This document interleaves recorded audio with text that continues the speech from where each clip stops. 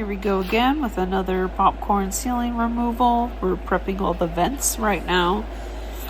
Prepping all the doors. This is 6mm plastic over any entry where air can come in or out. That's Lorenzo, starting on floors.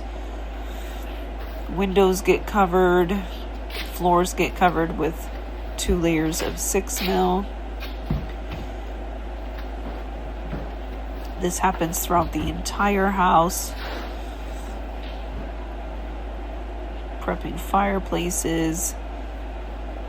We've got to take down that chandelier. The stairs get covered with double plastic. This was a double-decker right here. Nice amount of popcorn. Got vinyl floors, vinyl tile. We're not removing those.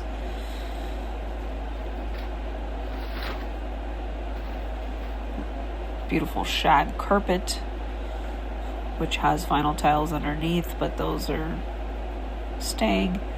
The wall had a funky little popcorn texture, but also not being removed. We were just here to work on the popcorn ceilings.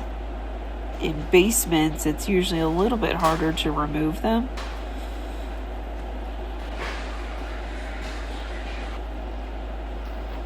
This is our second layer going down on the floors, over the stairs, and then all of the other floors. Everything's got to be watertight so it doesn't leak. That's why we use duct tape. Now we begin to put up the walls. The walls get taped from about 1 inch under the ceiling, and that's 4mm plastic that's going to go down about 1.5 feet past the floor, and then it gets spray glued. On this job, we found a lot of little friends.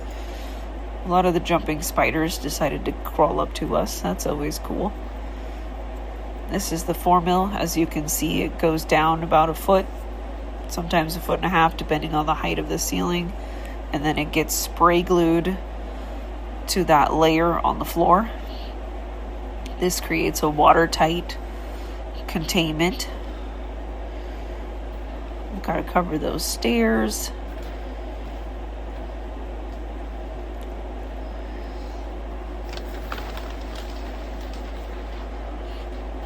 Then we go in and we put a piece of tape in all of the corners so that the negative air machine doesn't suck everything out if we've got it on high and it's got really good negative pressure.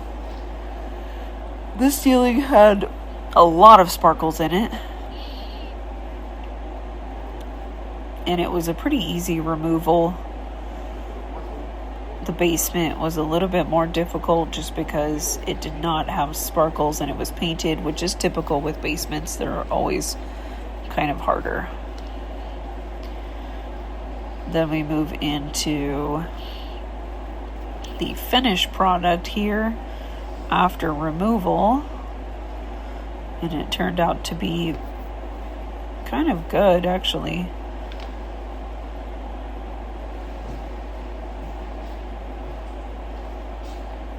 So that's wetted down.